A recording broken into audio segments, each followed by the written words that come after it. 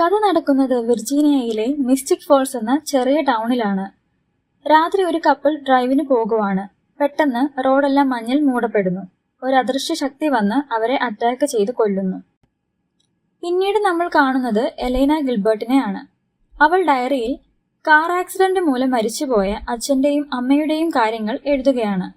എലൈനയും ബ്രദറായ ജെറമിയും ഇപ്പോഴും ആ സങ്കടത്തിൽ നിന്ന് മുക്തി നേടിയിട്ടില്ല. സ്കൂളിൽ ചെല്ലുന്ന എലേന അവളുടെ ബെസ്റ്റ് ഫ്രണ്ട്സായ ബോണി ബെന്നറ്റിനെയും കാരോലൈൻ ഫോബ്സിനെയും കാണുന്നു.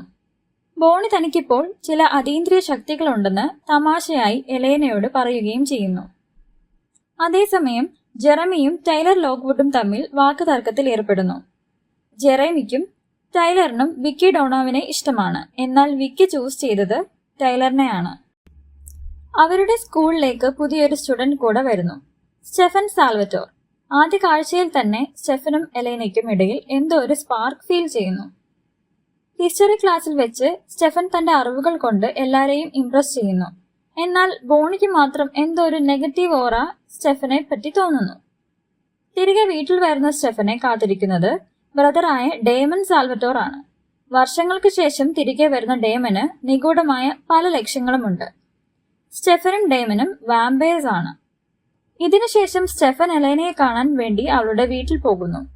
എലൈന അവനെ വീടിനുള്ളിലേക്ക് ഇൻവൈറ്റ് ചെയ്യുന്നിടത്ത് എപ്പിസോഡ് അവസാനിക്കുന്നു. അവൾ കഥ പറയുകയാണ്.